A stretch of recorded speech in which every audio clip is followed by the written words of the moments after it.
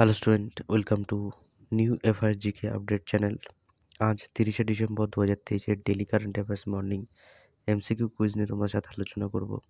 চলো শুরু করা যাক। ভারতের নৌবাহিনী কার দ্বারা অনুপ্রাণিত অ্যাডমিরালের ইপ্লেটের নতুন নকশা উন্মোচন করেছে?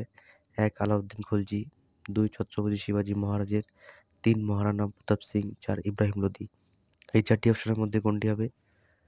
সঠিক উত্তর হলো 2. ছত্রপতি শিবাজী মহারাজের। Next question.